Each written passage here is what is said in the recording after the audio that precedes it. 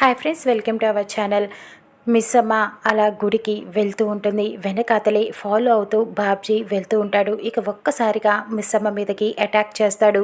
కత్తి చూపించి బెదిరిస్తూ ఉంటాడు. మిస్ అమ్మ చాలా కంగారు పడిపోతూ ఉంటుంది. ఎవరు నువ్వు అని చెప్పి అడుగుతూ ఉంటుంది. ఇకప్పుడు బాబ్జీ కత్తితో పొడవటానికి ప్రయత్నిస్తూ ఉంటాడు. మిస్ అమ్మని అలా పొడవబోతూ ఉండగా వెనుక నుంచి అమర్ వస్తాడు. జీపుల నుంచి దిగుతాడు. ఒక్కసారిగా ఇక బాబ్జీని కత్తి పొడవకుండా ఆపటానికి అక్కడ ఉన్న రాయిని తీసుకొని బాబ్జీ మీదకి విసురుతాడు. తన చేతిలో ఉన్న కత్తి కింద పడిపోతుంది. ఇక మిస్ అమ్మ తప్పించుకుంటుంది.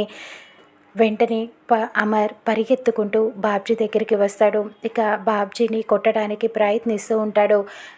కానీ బాబ్జీ అయినా సరే కత్తి తీసుకొని మళ్ళీ మిస్ అమ్మని పొడవటానికి వెళ్తూ ఉంటాడు. ఇక మిస్ అమ్మని చెయ్యి పట్టుకొని పక్కకి లాగేస్తాడు. అమర్ పొడవకుండా ఆపుతాడు. బాబ్జీని బాగా కొడుతూ ఉంటాడు.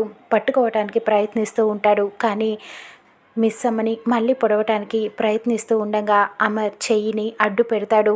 ఇక అమర్ చేతికి కత్తి పొడుచుకుంటుంది. ఇక చాలా బ్లడ్ కారిపోతూ ఉంటుంది. మిస్ అమ్మ అది చూసి కంగారు పడుతూ ఉంటుంది. రాథోడ్ అదే సమయానికి అక్కడికి వస్తాడు. రాథోడ్ వెళ్ళి వాణ్ణి పట్టుకో అని చెప్తూ ఉండగా బాబ్జీ పరిగెత్తుకుంటూ అక్కడి నుంచి పారిపోతూ ఉంటాడు. రాథోడ్ కూడా వెనక అతలే ఫాలో అవుతూ వెళ్తూ ఉంటాడు. కానీ మిస్ అయిపోతాడు. బాబ్జీ చాలా ఫాస్ట్గా అక్కడి నుంచి తప్పించుకొని పారిపోతాడు. ఇక రాథోడ్ అమర్ దగ్గరికి వచ్చేస్తాడు. మిస్ అమ్మ తన చీరని చింపి ఇక అమర్ చేతికి గాయమైన చోట కట్టు కడుతుంది.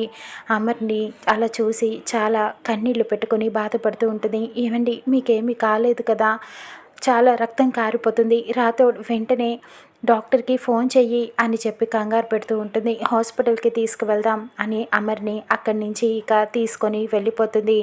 అక్కడ మను చాలా ఆలోచిస్తూ టెన్షన్ పడుతూ ఉంటుంది. ఈ పాటికే బాబ్జీ నేను అనుకున్న పని చేసేసి ఉంటాడు అని ఆలోచిస్తూ ఉంటుంది. ఇక రాథోడ్ కంగారుగా ఇంటికి పరిగెత్తుకుంటూ వస్తాడు. అమ్మగారు, అయ్యగారు అని చాలా గట్టిగా పిలుస్తూ ఉంటాడు. మను అనుకుంటుంది, ఇక పిలుపు వచ్చింది అంటే నేను అనుకున్న పని అయిపోయి ఉంటుంది. బాబ్జీ ఆ మిస్ అమ్మను వేసేసి ఉంటాడు అని చెప్పి ఆతృతగా బయటికి వెళ్ళి చూస్తుంది. ఇదేంటి మిస్ అమ్మ గొంతు వినిపిస్తోంది అని అనుకుంటూ వెళ్తుంది. ఇక మిస్ అమ్మ చాలా కంగారు పడుతూ అమర్ని ఇంటికి తీసుకొని వస్తుంది. అమర్ని చూసి ఇంట్లో వాళ్ళందరూ, వాళ్ళ అమ్మ నాన్న అందరూ చాలా కంగారు పడిపోతూ ఉంటారు. ఇక అమర్ అలా కూర్చోపెట్టి మంచినీళ్ళు తీసుకొచ్చి మిస్ అమ్మ ఇస్తుంది. మను ఇదంతా చూసి కంగారు పడుతూ ఉంటుంది. ఇదేంటి మిస్ అమ్మకి ఏమీ కాలేదు అని చెప్పి ఆలోచిస్తూ ఉంటుంది. అమర్ చేతికి కట్టు ఎలా అని చెప్పి అనుకుంటూ దగ్గరికి వచ్చి చూస్తూ ఉంటుంది. అమ్ము అయితే ఇక అరు రూపంలో ఉంటుంది కదా, అరులానే కంగారు పడుతూ ఉంటుంది. అమర్ చేతిని పట్టుకొని ఏమైంది ఏమైంది అని చాలా కన్నీళ్లు పెట్టుకుని బాధపడుతూ అడుగుతూ ఉంటుంది.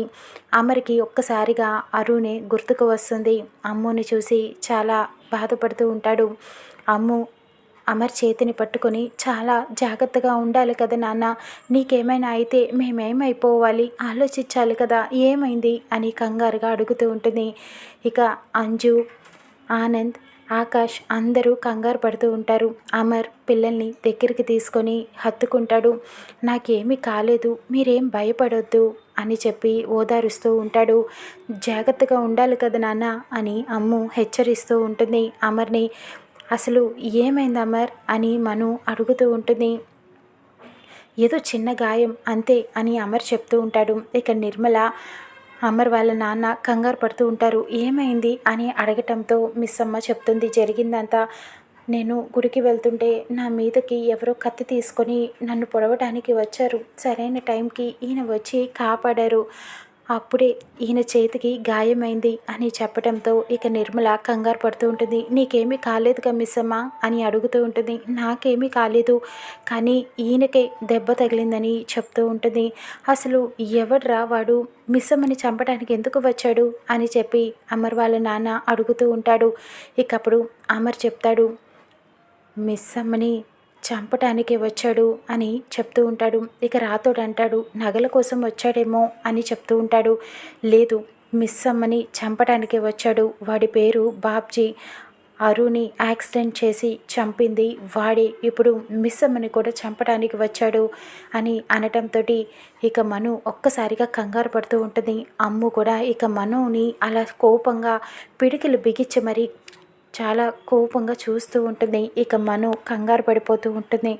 అమ్మో, అదేంటి అమ్ము అలా చూస్తుందేంటి అని అనుకుంటూ ఉంటుంది. ఇక మను కూడా అలా చూస్తూ భయపడుతూ ఉంటుంది.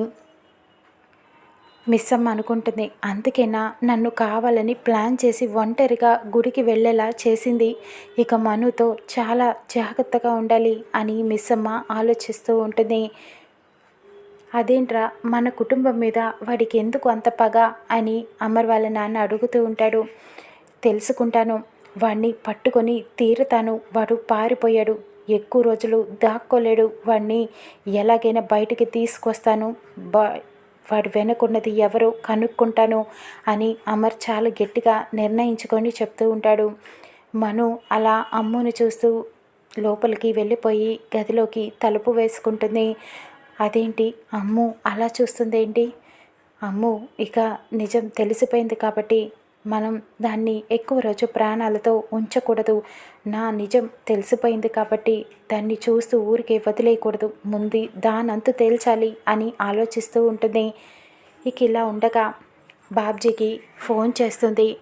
నేను చెప్పిందేంటి, నువ్వు చేస్తుందేంటి అని కోప్పడుతూ ఉంటుంది. అదేంటి మేడం, అసలు తప్పంతా మీదే.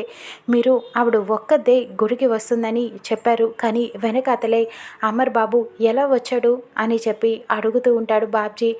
అదంతా నాకు తెలియదు. ఏదేమైనా కానీ అమర్ నిన్ను పట్టుకుంటాడు.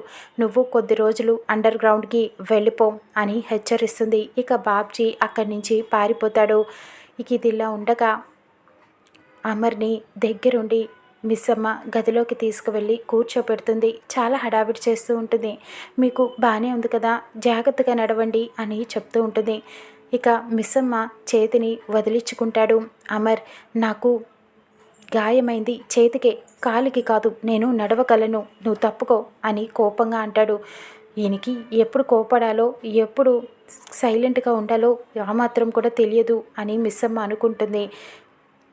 నీ వల్ల నాకు గాయం అయ్యింది కాబట్టి నువ్వేమీ నా మీద జాలి చూపించక్కర్లేదు. నువ్వు మా ఇంట్లో ఉంటున్నావు కాబట్టి వాడు నీకు హాని చేయాలనుకుంటున్నాడు. నువ్వు ఇక ఎక్కడికి ఒంటరిగా వెళ్ళొద్దు. నువ్వు ఎక్కడికి వెళ్ళాలన్నా చెప్పు, రాతోడు తీసుకువెళ్తాడు, లేకపోతే నేను తీసుకువెళ్తాను. ఒంటరిగా వెళ్ళొద్దు, నీ లైఫ్కి థ్రెట్ ఉంది అని చెప్తూ ఉంటాడు. ఇక మిస్ అమ్మ అమర్ని బెదిరిస్తూ ఉంటుంది. చూడండి, మీరు అలాగా కోపగించుకోవద్దు. మీ మాటలకి నేనేమి భయపడను అని చెప్తూ ఉంటుంది. నేను చెప్పినట్టు చెయ్యండి, కాస్త ఈ గాయం తగ్గేదాకా నా మాట వినండి అని అమర్ షూస్ని విప్పి పక్కన పెడుతుంది. నేను జ్యూస్ చేసి తీసుకొస్తాను అని ఫస్ట్ ఎయిడ్ బాక్స్ని అక్కడ పెడుతుంది. ఇక అమర్ని చాలా జాగ్రత్తగా ప్రేమగా చూసుకుంటూ ఉంటుంది. ఇక ఇదంతా రాథోడ్ బయట నుంచొని వింటూ ఉంటాడు మాటలన్నీ. రాథోడ్, ఏంటి ఇక్కడున్నావు అని మిస్ అమ్మ అడుగుతూ ఉంటుంది. మిస్ అమ్మ, ఏంటి అంత బాధపడుతున్నావు అని అడుగుతూ ఉండటంతో ఇదంతా మనునే చేసిందని నా అనుమానం అని మిస్ అమ్మ రాథోడ్తో చెప్తూ ఉంటుంది.